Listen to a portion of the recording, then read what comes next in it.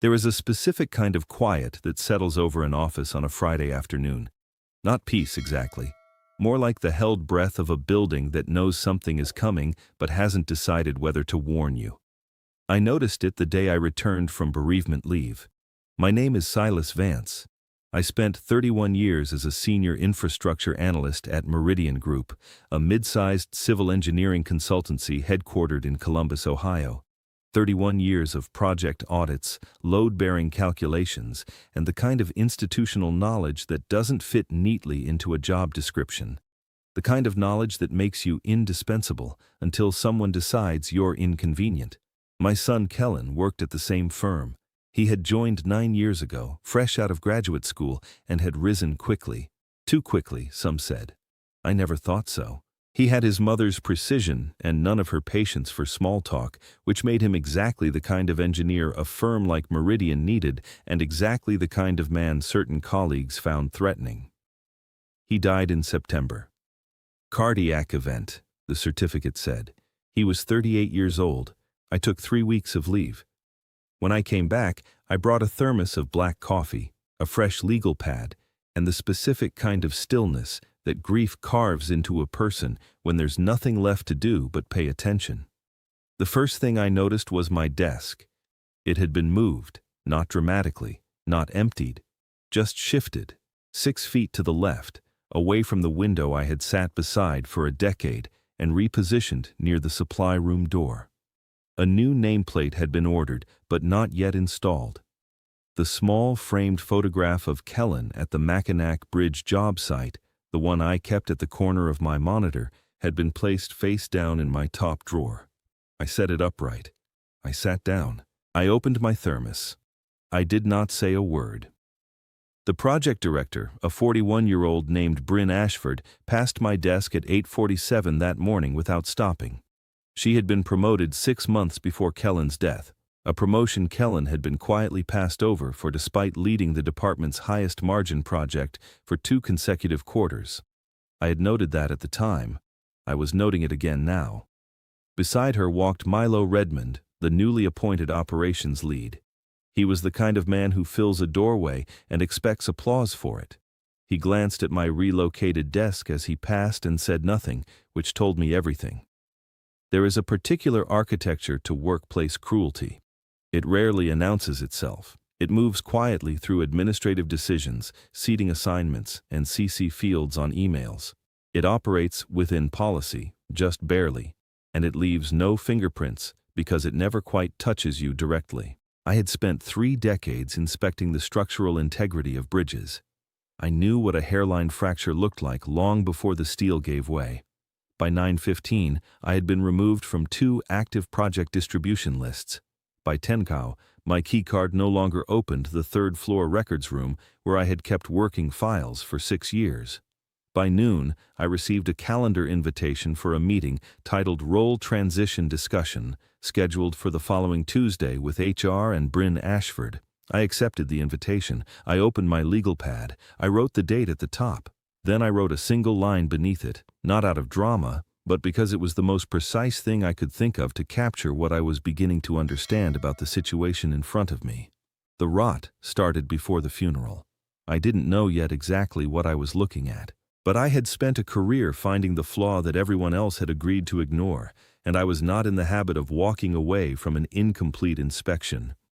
I poured a second cup of coffee. I reviewed my employment contract. I read, with some care, the most recent revision of Meridian Group's internal HR policy manual, specifically the sections on role restructuring, protected leave, and documentation requirements for performance-based transitions. Then I waited, patiently, the way a man waits when he already suspects the answer and simply needs the evidence to catch up. The Tuesday meeting lasted 22 minutes. I know because I logged it. Time, attendees, exact language used.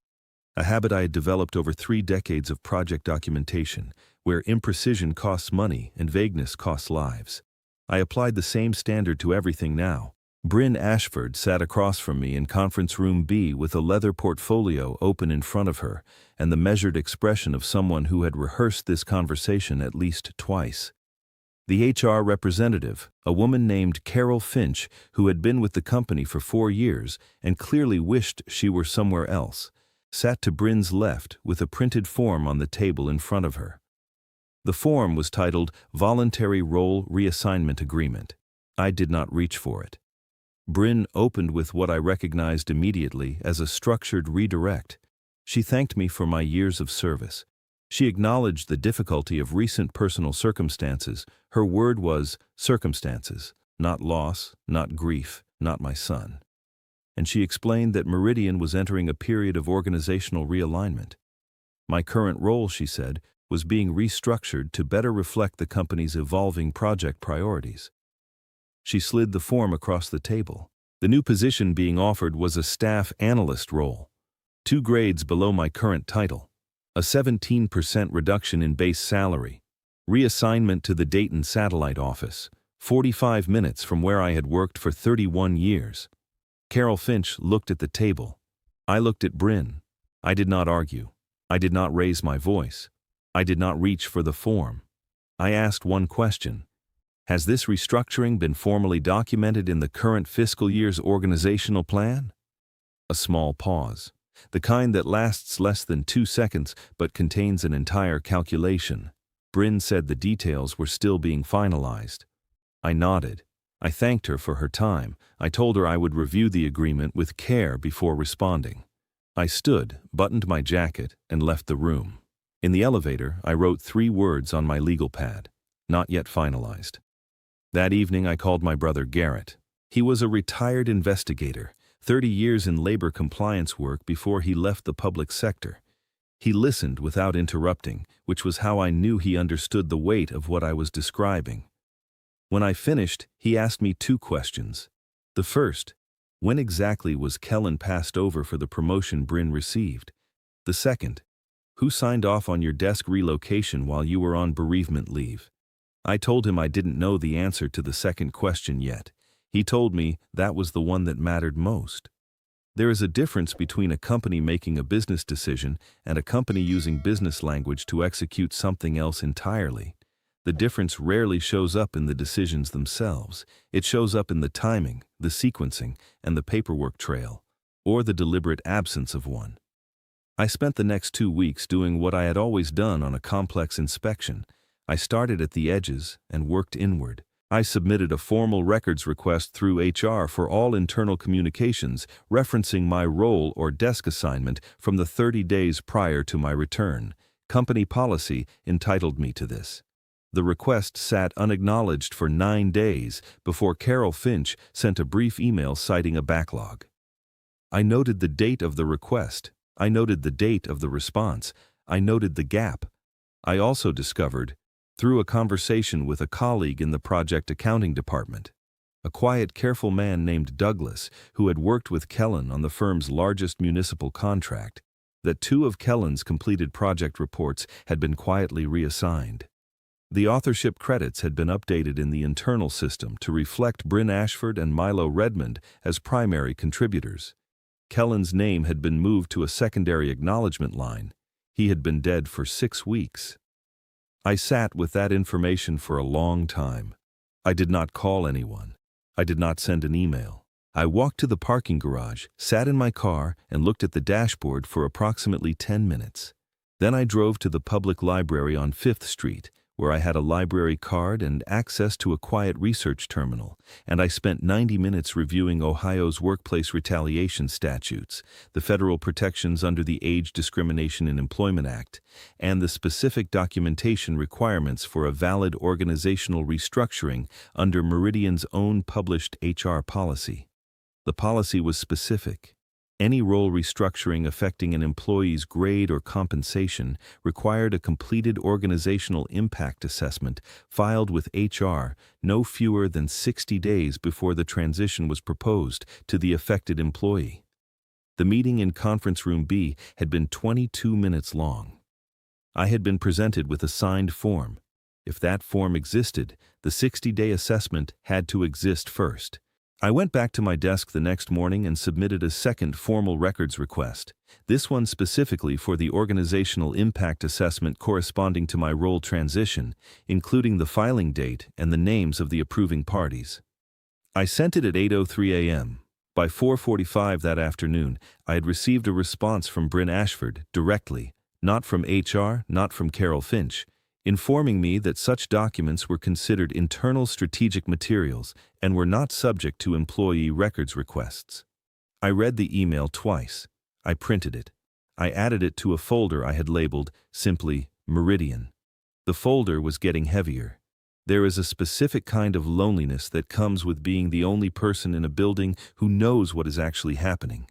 It is not dramatic. It does not announce itself. It settles in quietly, the way a structural shift settles into concrete, invisible on the surface, measurable only if you know what instruments to use and where to place them.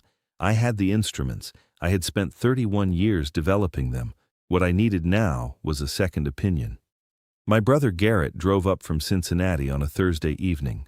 We sat at my kitchen table with the Meridian folder between us, 2 cups of coffee going cold, and the particular silence of men who have learned that the most useful thing you can do in a difficult situation is slow down and read everything twice. Garrett went through the folder methodically. The meeting log, the role reassignment form, the 2 unanswered records requests, the email from Bryn citing strategic privilege, the printout from Meridian's own HR policy manual, the 60-day assessment requirement, highlighted in yellow. He set the last page down and looked at me. "They skipped the assessment," he said. "That means the form they put in front of you was procedurally invalid before you ever touched it. I already knew that. What I needed from Garrett was the next question." He asked it. What else did Kellen know that they needed buried with him? I had been avoiding that question for weeks, not because I didn't have a sense of the answer, but because following it meant accepting something about my son's death that I was not yet ready to accept in full. Kellen had called me 3 times in the 2 months before he died. I had taken 2 of the calls. The third came on a Tuesday evening when I was on a site visit in Akron, and I had let it go to voicemail with the intention of calling back the following morning. I did not call back the following morning. Something came up at the site. Then another day passed. Then Kellen was in the hospital, and then he was gone, and the voicemail had been sitting in my phone for 2 months, like a door I hadn't been able to make myself open. I played it for Garrett that night. Kellen's voice was measured. He had always spoken the way he wrote, precisely, without wasted words. But there was something underneath the precision in this recording, a careful containment. The tone of a man choosing each word with the awareness that someone else might eventually be listening. He said he had found something in the project accounting records for the Fairfield municipal contract. A discrepancy between the hours logged by 2 senior team members and the actual site attendance records for the same period. The difference was not small. Across 14 months, the inflated billing totaled somewhere in the range of $240,000. He said he had documented everything. He said the documentation was in a place I would know to look. He said, "Don't let them make it complicated, Dad. The math is simple. It always is." Then the recording ended. I sat at the kitchen table for a long time after that. Garrett did not say anything immediately, which was the correct response. There are moments that require room, and he had always understood that. Finally, he said, "Where would he have put it?"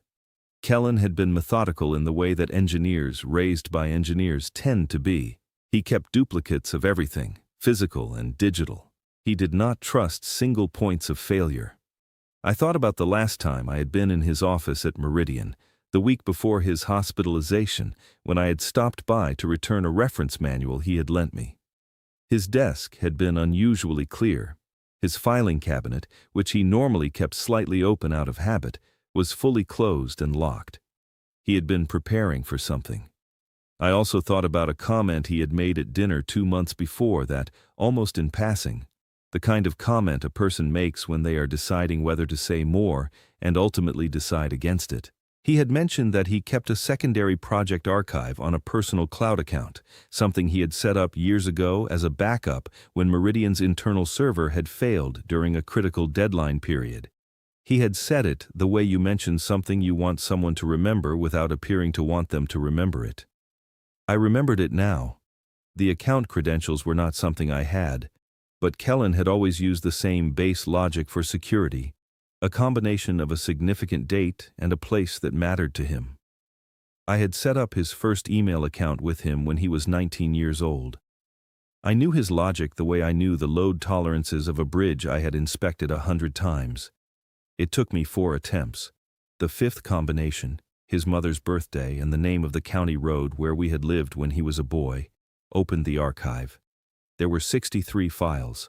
The folder at the top was labeled simply, "For review if needed." Inside were 14 months of cross-referenced billing records, site attendance logs, internal communications, and a quiet, precise 11-page summary document written in Kellen's voice. The same voice I had heard on the voicemail, measured and without wasted words. He had not been speculating, he had been documenting. The $240,000 in inflated billing was tied directly to project accounts managed jointly by Bryn Ashford and Milo Redmond. The communications he had preserved showed a pattern of deliberate hour inflation, internal approval manipulation, and at least 3 instances where Kellen's own objections during project reviews had been administratively overridden and removed from the official meeting minutes. He had raised it internally, twice, through proper channels. Both submissions had been quietly archived without acknowledgement. The 3rd time, he had apparently decided to stop going through channels. He had started building a record instead. I closed the laptop and looked out the window at the street below. The evening was ordinary. A neighbor walking a dog, a car pulling into a driveway, the particular amber of Ohio streetlights in late autumn. I thought about my son sitting alone with this knowledge, doing the careful, unglamorous work of documentation while managing his own declining health, his own fear, and the specific professional isolation of a person who has discovered something that powerful people need to remain undiscovered. He had not panicked. He had not confronted anyone in a hallway. He had built a file, his father's son, to the end.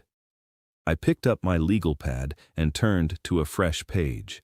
At the top, I wrote a single line. The math is simple. It always is. Then I began to plan.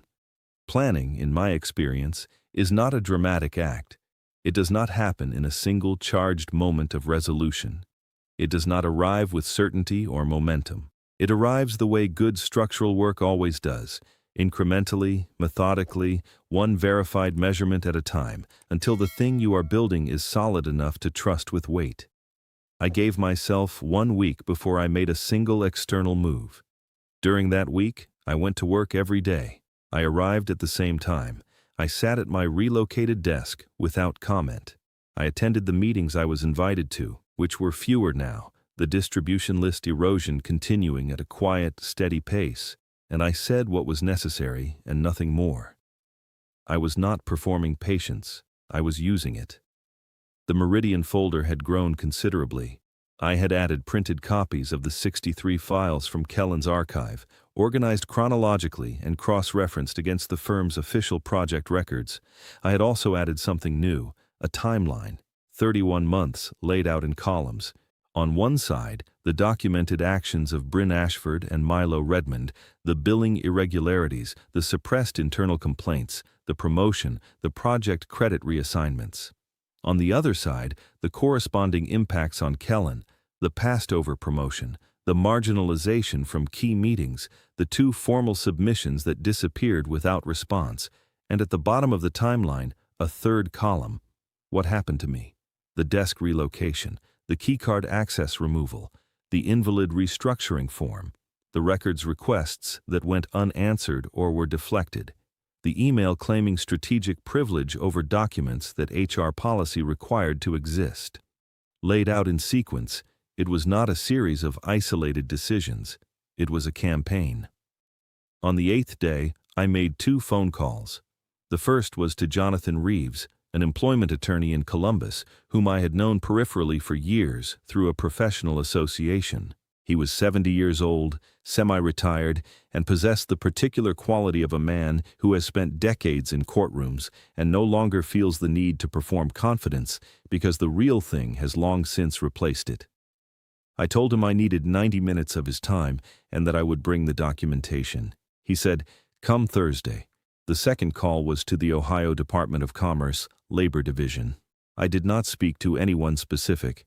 I simply requested the formal complaint intake process for potential violations of the Age Discrimination in Employment Act and Ohio's state-level equivalents, and asked that the relevant forms be mailed to my home address. Both calls took less than 10 minutes combined. I went back to work. Jonathan's office smelled of old paper and window light. He sat across from me without his jacket on, reading glasses low on his nose, turning pages with the unhurried attention of a man who charged by the hour and respected what that meant. He went through the folder in order. He did not comment as he read. He occasionally made a small mark in the margin of his own notepad. When he finished, he set the last page down, removed his glasses, and looked at me for a moment before speaking. "3 separate issues," he said, "distinct but connected." He laid them out with the same economy I had come to appreciate in people who think carefully before they open their mouths. The first was the procedural violation.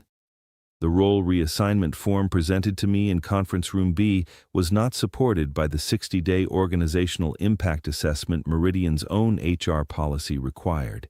That made the proposed transition potentially invalid on its face, not as a matter of opinion, but as a matter of the company's own documented process. The second was the record suppression. Bryn Ashford's email claiming strategic privilege over documents that HR policy explicitly categorized as employee accessible was not a legal position. It was a deflection, the kind that tends to look considerably worse in formal proceedings than it does in a casual internal email. The third was the timeline. Jonathan tapped the column I had labeled, "What Happened to Me?" and looked at me over the rims of his glasses.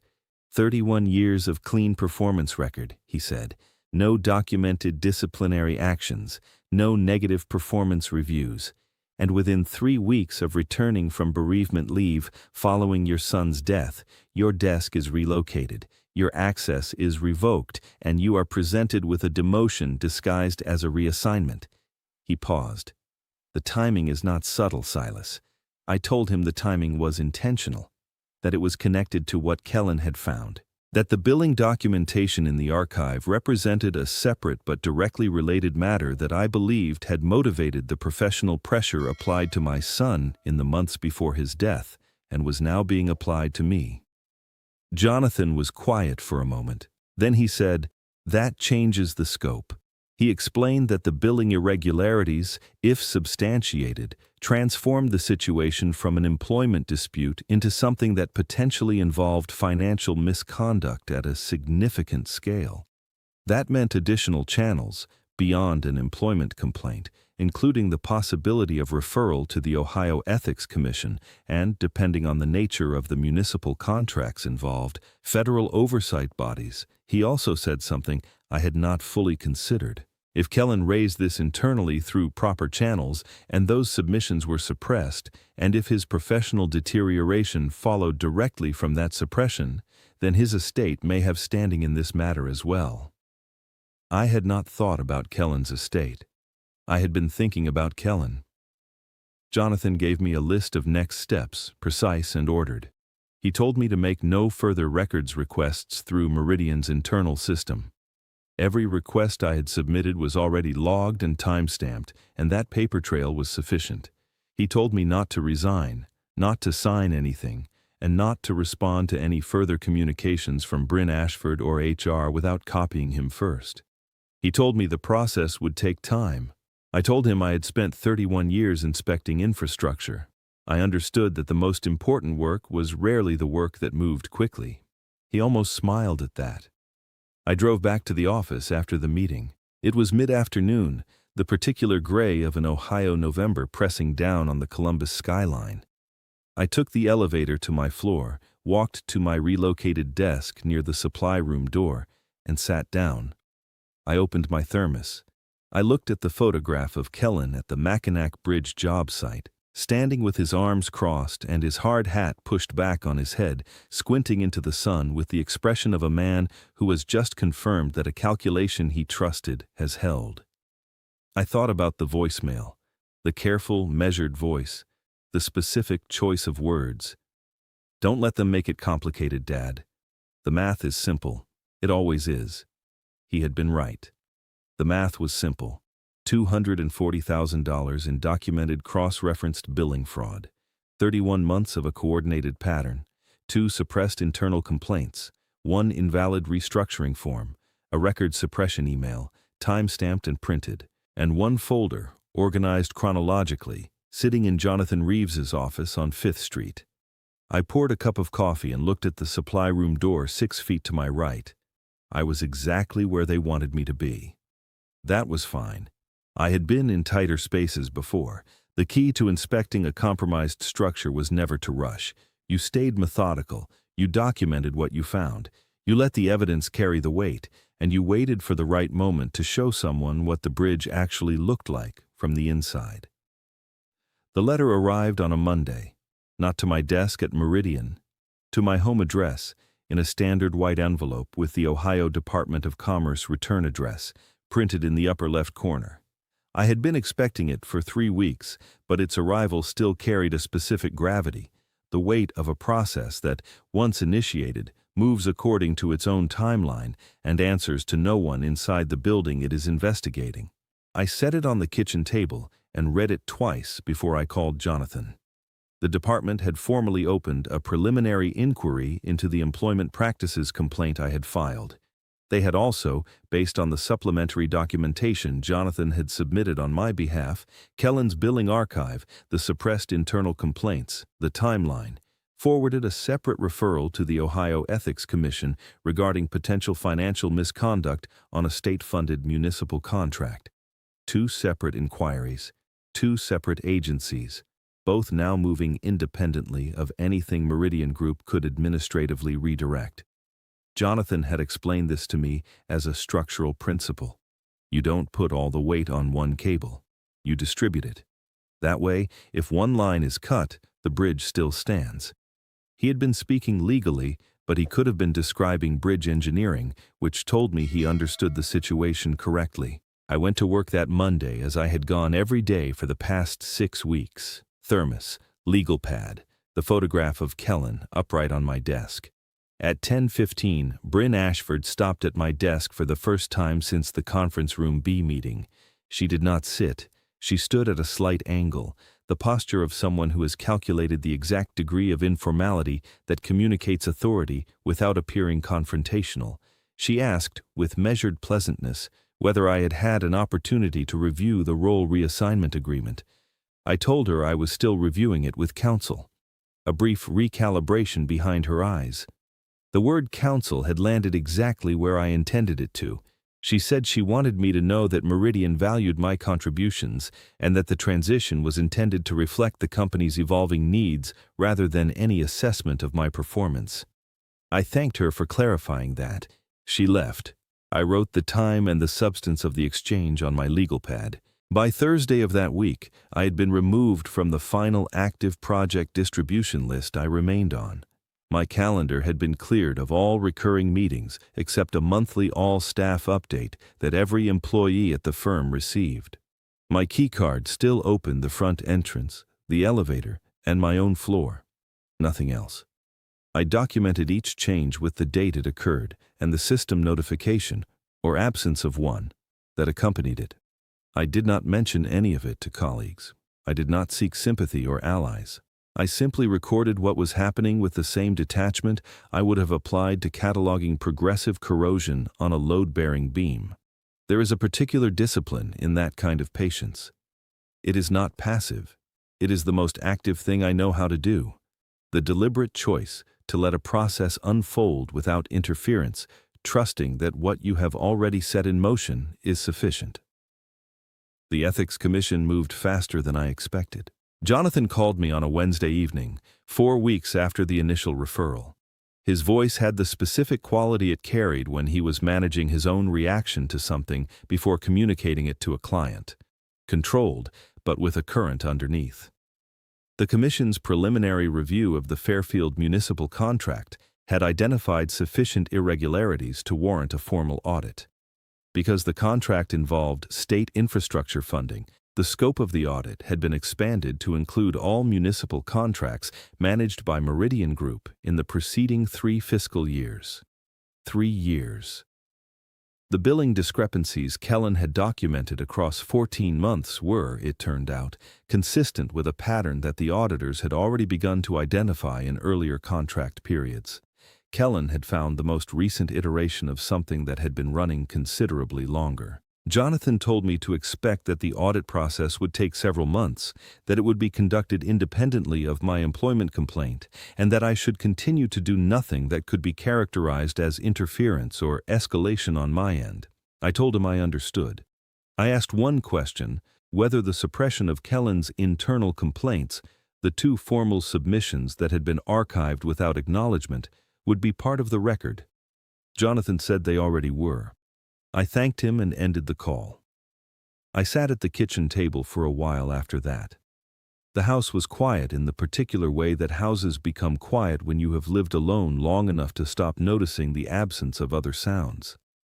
I looked at the photograph on the counter, Kellen at the Mackinac Bridge, hard hat pushed back, squinting into the sun.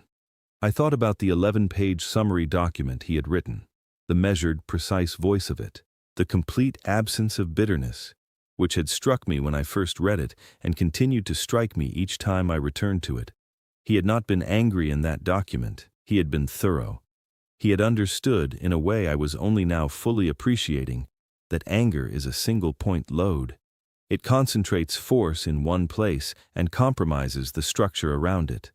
Thoroughness distributes the weight, it holds.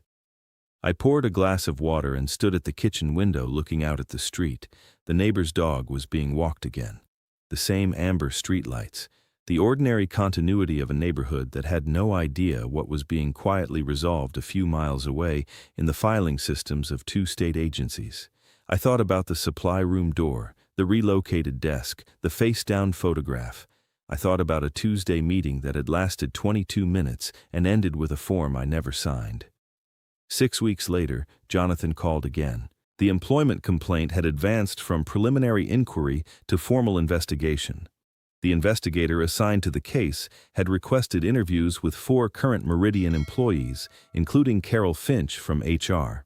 The interview request had been sent directly to the individuals, not routed through the company. Standard procedure for a formal investigation, which meant Meridian's legal team had been copied on the request simultaneously with the employees themselves.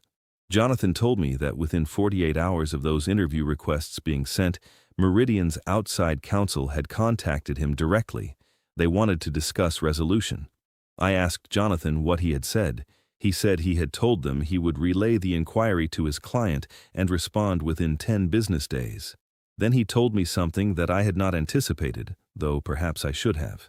Carol Finch had requested independent legal counsel. She had not done so through Meridian. She had retained her own attorney privately, which under the specific circumstances of a formal investigation carried a meaning that required no interpretation. The folder was opening from the inside now. I sat with that for a moment. There is a specific sensation that comes when a structure you have been observing begins to shift under its own weight, when the forces you have been quietly measuring finally exceed the capacity of what was holding them in place. It is not satisfaction exactly. It is closer to the particular relief of a confirmed calculation. The math was always there. The outcome was always implicit in the numbers. You just had to wait for the structure to acknowledge it. I thanked Jonathan. I told him to take the 10 days. I went to bed at a reasonable hour and slept without difficulty for the first time in longer than I could accurately remember. Resolution, in my experience, does not arrive the way people expect it to. There is no single moment of confrontation, no speech delivered across a conference table, no visible collapse of the people who caused the damage. What actually happens is quieter and, in its own way, more complete. It happens in documents and signatures and the specific administrative language of institutions that move slowly but, once fully in motion, do not stop. It happened on a Thursday in late February.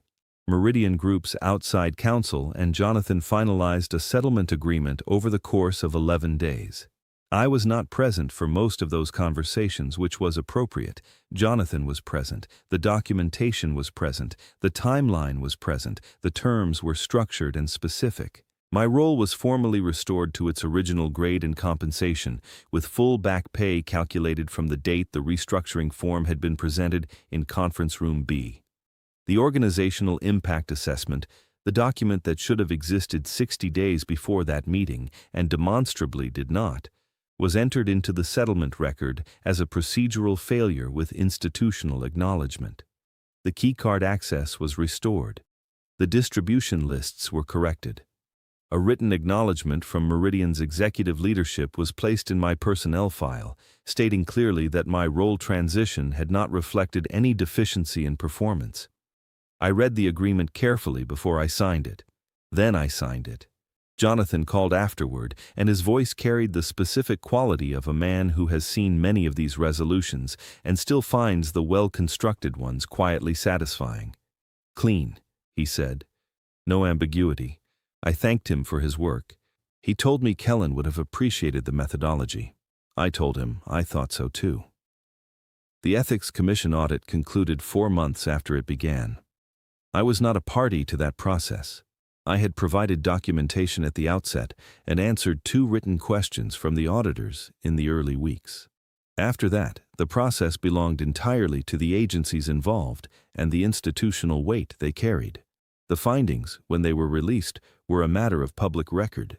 The audit identified billing irregularities totaling just over $310,000 across multiple state-funded municipal contracts spanning 26 months. The amount was larger than what Kellen had documented, because Kellen had only had access to the portion of the record within his own project scope. The full picture, visible only from the outside, was broader. Meridian Group entered into a formal repayment agreement with the state. The firm also agreed to the appointment of an independent compliance monitor for a period of 3 years. Bryn Ashford and Milo Redmond were placed on administrative leave the week the audit findings were released. Their eventual departures from the firm were handled through the company's own HR processes, which meant the specifics were not public, but the departures were confirmed quietly through the kind of internal communication that moves through a firm of that size in the days following a significant compliance event. I noted the dates. I did not discuss it with colleagues. There was nothing to discuss. The process had done what processes are designed to do when you give them accurate information and sufficient time. I returned to my original desk on a Tuesday morning. The window was exactly as I remembered it. The same angle of morning light, the same view of the parking structure and the line of bare Ohio elms beyond it. Someone had cleaned the surface. The small framed photograph of Kellen at the Mackinac Bridge sat in my bag. I took it out and set it in the corner of the monitor where it had always been. I sat for a moment before opening anything. The office around me had the ordinary sounds of a Wednesday morning: keyboards, a distant phone, the elevator arriving and departing. Nothing about it was dramatic. It was simply the sound of a place resuming its normal operation, which is what institutions do when the pressure that was distorting them is removed. Douglas from Project Accounting stopped by mid-morning. He did not make a speech. He set a cup of coffee on the edge of my desk, said "Good to have you back," and kept walking. That was sufficient. I want to say something about Kellen because this account is incomplete without it. His 11-page summary document was entered into the Ethics Commission's formal record as supporting documentation. His name appeared in the audit findings as the originating internal complainant, the person who had first identified the irregularities and attempted to report them through proper channels. The firm's compliance monitor, in their initial report, specifically noted the failure of Meridian's internal reporting system to process and investigate Kellen's submissions. That failure was cited as a contributing factor to the duration and scale of the misconduct. He had been right. He had done what a person of integrity does when they find something wrong. He documented it, he reported it, he followed the process. The process failed him, but the record did not. His name is in the record now, permanently, associated not with a project credit that was quietly reassigned after his death, but with the identification of a significant institutional failure that eventually resulted in a formal audit, a repayment agreement, and a compliance structure designed to prevent the same thing from happening to the next person who finds something and decides to report it. That is not a small thing. I have thought about it a great deal since the findings were released, about what it means that the most lasting professional contribution of his career was the work he did alone, quietly, with no expectation of recognition and no certainty that anyone would ever act on it. He had trusted the math anyway. I still carry the legal pad. It is a habit I developed over 3 decades of site inspections and have not found a reason to abandon. There is something clarifying about writing things down by hand, the friction of it, the commitment of ink on paper. It slows you down just enough to ensure that what you are recording is accurate. The pad I used during those months at Meridian has been filled and set aside. The last entry is dated the day I signed the settlement agreement. It reads, in the same plain language I used for every other entry: process complete, documentation filed, desk restored. Below that, I added one line that was not part of the official record. I added it for myself, which is the only reason any of it was worth doing. He was right. The math was simple. I do not have a tidy lesson to offer at the end of this. What I have is this. 31 years of looking at structures taught me that the most dangerous failures are not the dramatic ones. They are not the visible collapses or the sudden breaks. They are the slow, quiet erosions, the decisions made in confidence rooms and email threads and administrative systems by people who have calculated that no one is paying close enough attention to notice. The answer to that is not rage. It is not confrontation in a hallway or a speech across a conference table. It is attention, documentation, the willingness to trust a process even when the process moves slowly, and to understand that the math of an institution, the policies, the statutes, the compliance requirements, is always more durable than the people who believe they can operate outside it. Kellen understood that. He understood it better than I did, and he was 38 years old. I think about him most mornings when I sit down at my desk, in the corner I have occupied for 3 decades, with the window light coming in at the same angle it always has. I look at the photograph. A man with his hard hat pushed back, squinting into the sun, standing on a bridge he helped design, confirming that a calculation he trusted has held. It held, Kellen. It held.